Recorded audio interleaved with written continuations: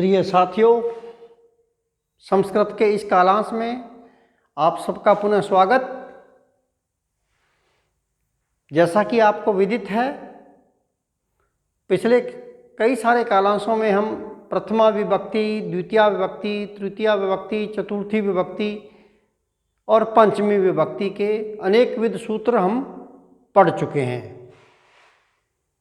इस कालांश में मैं आपको पंचमी विभक्ति से संबंधित एक विधि सूत्र आता है, उस विधि सूत्र को मैं आपको बताना चाह रहा हूं। विधि सूत्र है मित्रों, दुरांतिकार्थेभ्यो द्वितीया च। विधि सूत्र है पंचमी विभक्ति से संबंधित है, दुरांतिकार्थेभ्यो द्वितीया च, ये सूत्र है। और देखते हैं ये सूत्र क्या कहना चाहता है। ये सूत्र का भावार्थ है कि अद्रव्यवाचक दूर और समीप अर्थ वाले, अंतिक का अर्थ क्या होता है, मतलब है समीप, अंतिक में समीप, समीप अर्थ वाले शब्दों से द्वितीया विभक्ति होती है। क्या कह रहा है ये सूत्र कि अद्रव्यवाचक दूर और समीप अर्थ वाले शब्दों से द्वितीया विभक्ति होती है। और सूत्र में आए ये चकार, चकार के बल से पंचमी और तृतीया विभक्ति भी हो जाती है। पुनः सुनिएगा, विधि सूत्र है दुरांतिकार्थेभ्यो द्वितीया च। ये सूत्र कहना चाहता है कि अद्रव्यवाचक, अद्रव्यवाचक होना चाहिए, अद्रव्यवाचक दूर और अंतिक अर्थ वाले शब्दों से द्वितीया विभक्ति होती है। और सूत्र में आए च, इस चकार के बल से पंचमी और तृतीया विभक्ति भी हो जाती है। जैसे उदाहरण है, जैसे ग्रामस्य दूरम दूरात दूरेण वा, गांव से दूर, गांव से दूर। देखिएगा यहां दूरम पद में दुरांतिकार्थेभ्यो द्वितीया च, इस विधि सूत्र द्वारा द्वितीया विभक्ति का प्रयोग हुआ है। और सूत्र में आए चकार के बल से दूरात पद में पंचमी विभक्ति का प्रयोग हुआ है और दूरेण पद में तृतीया विभक्ति का प्रयोग हुआ है। मित्रों, यहां दूरम पद में द्वितीया विभक्ति का प्रयोग हुआ है, दूरात पद में पंचमी विभक्ति का प्रयोग हुआ है और दूरेण पद में तृतीया विभक्ति का प्रयोग हुआ है। और वाक्य बना है ग्रामस्य दूरम दूरात दूरेण वा, गांव से दूर।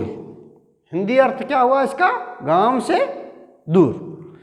ये तो है अद्रव्यवाचक दूर शब्द का वाक्य प्रयोग।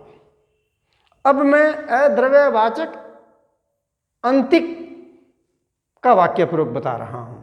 जैसे ग्रामस्य अंतिकम अंतिकात अंतिकेन वा, गांव के समीप, गांव के समीप। ग्रामस्य अंतिकम, ये अंतिकम पद में द्वितीया विभक्ति लगी हुई है, अंतिकाद पद में पंचमी विभक्ति लगी हुई है और अंतिकेन पद में तृतीया विभक्ति लगी हुई है। सूत्र कौन सा है, दुरांतिकार्थेभ्यो द्वितीया च। और यह सूत्र कहना चाहता है कि अद्रव्यवाचक दूर और समीप अर्थ वाले शब्दों से द्वितीया विभक्ति होती है। और सूत्र में आए चकार के बल से पंचमी और तृतीया विभक्तियां भी होती हैं। तो वाक्य है ग्रामस्य अंतिकम अंतिकात अंतिकेन वा, गांव के समीप। यहाँ देखिएगा द्वितीया लगी है, यहाँ पंचमी लगी हुई है और यहाँ तृतीया विभक्ति लगी हुई।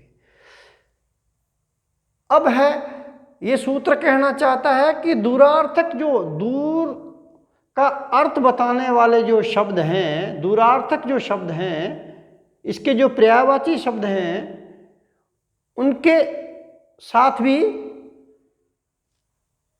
द्वितीय विभक्ति तो होती ही होती है। कौन सूत्र से? दूरांती का अर्थ है द्वितीया च, इस सूत्र से। और चकार के बल से इसमें पंचमी और तृतीय विभक्ति भी हो जाती है। जैसे ग्रामस्य विप्रकृष्टम, ग्रामस्य विप्रकृष्टात्, ग्रामस्य विप्रकृष्टेन। ये देखिएगा, ये जो वाक्य में आया पद है विप्रकृष्ट, यहां विप्रकृष्टम में द्वितीय विभक्ति लगी हुई है, दूर अर्थ में है ये। और विप्रकृष्टात् इस पद में पंचमी विभक्ति लगी हुई है, दूर अर्थ को बता रहा है। और विप्रकृष्टेन में तृतीया विभक्ति लगी हुई है और अर्थ बना गांव से दूर। दूरम का प्रयोग भी कर सकते हैं, दूरात का भी कर सकते हैं, दूरेण का भी। और दूरार्थक शब्द जो हैं उनके योग में भी द्वितीय विभक्ति, पंचमी विभक्ति और तृतीय विभक्ति होती है। इसी प्रकार से अंतिक के योग में, अंतिक शब्द के साथ में भी द्वितीय विभक्ति होती है, तृतीया भी होती है और पंचमी भी होती है। साथ के साथ अंतिक आर्थक शब्दों के योग में, अर्थात अंतिक के पर्यायवाची शब्दों के साथ भी पंचमी विभक्ति होती है। देखिएगा, जैसे ग्रामस्य समीपम, समीपाद और समीपेन वा, गांव के समीप। अर्थ क्या हुआ? इन तीनों का ही अर्थ क्या हो गया? ग्रामस्य समीपम। ये तीन वाक्य हो गए। कैसे? ग्रामस्य समीपम, गांव के समीप, ग्रामस्य समीपात, गांव के समीप, और ग्रामस्य समीपेन, ग्राम के समीप। ये दूरांती कारतक पर्यायवाची शब्द है। ठीक है मित्रों, देखिएगा, ये कहना चाहता है वो अद्रव्यवाचक हों, दूर और अंतिक अर्थ वाले शब्द, तो उन शब्दों के साथ द्वितीया, पंचमी और तृतीया प्रयुक्त हो रही थी। और यदि वह अद्रव्यवाचक हों तो देखिएगा, मैंने लिखा भी है कि द्रव्यवाची शब्दों से उपर्युक्त विभक्तियां नहीं होती हैं। कहने का मतलब ये है कि द्रव्यवाची शब्दों से द्वितीया, तृतीया और पंचमी विभक्तियां नहीं होती हैं। तो फिर कौन सी विभक्ति होती है? आओ देखिएगा। जैसे एक उदाहरण दिया है मैंने, दूर है पंथा। उदाहरण है दूर है पंथा, मार्ग दूर है। वाक्य है दूर है पंथा, अर्थ है इसका मार्ग दूर है। यहां पंथा द्रव्यवाची शब्द है और दूर उसकी विशेषता है। क्या? यहां पंथा द्रव्यवाची शब्द है और दूर उसकी विशेषता है, अतः वह भी द्रव्यवाची ही है। अर्थात ये दूर है, ये भी द्रव्यवाची है, और पंथा तो द्रव्यवाची शब्द है ही। अतः यहां पर उक्त सूत्र कार्य नहीं करेगा। क्यों? क्योंकि यह द्रव्यवाची शब्द है। ये तो सूत्र कहना चाहता है वह अद्रव्यवाचक होना चाहिए। यदि अद्रव्यवाचक है तो दूर और अंतिक शब्दों से द्वितीया, पंचमी और तृतीया विभक्ति होती है। और यदि वह द्रव्यवाचक है तो मित्रों, चूंकि यहाँ पर पंथा द्रव्यवाची शब्द है और दूर उसकी विशेषता है, इसलिए वह भी द्रव्यवाची ही हुआ। तो यहाँ पर प्रातिपदिकार्थ मात्र में, प्रातिपदिकार्थ लिंग परिमाण वचन मात्रे प्रथमा, इस सूत्र से प्रातिपदिकार्थ मात्र में प्रथमा विभक्ति हुई, तो दूर शब्द के साथ में प्रथमा विभक्ति हो गई, तो बना पद दूर है। क्या बना मित्रों? दूर है। और वाक्य बन गया दूर है पंथा। ये था मित्रों विधि सूत्र। इस सूत्र में मैं पुनः बता दूं आपको, ये क्या कह रहा था कि अद्रव्यवाचक दूर और समीप अर्थ वाले शब्दों के साथ द्वितीय विभक्ति होती है और चकार के बल से उसमें पंचमी और तृतीया भी होती है। मैंने उनके उदाहरण भी दे दिए। और यदि वह द्रव्यवाची शब्द हो तो वहाँ उक्त विधि सूत्र कार्य नहीं करेगा। तो यहाँ प्रातिपदिकार्थ मात्र में प्रातिपदिकार्थ लिंग परिमाण वचन मात्रे, इस सूत्र द्वारा प्रातिपदिकार्थ मात्र से यहाँ पर प्रथमा विभक्ति आ जाती है। जैसे वाक्य है दूर है पंथा, यहाँ दूर है शब्द में प्रथमा विभक्ति लगी हुई है और वाक्य बना है दूर है पंथा, मार्ग दूर है।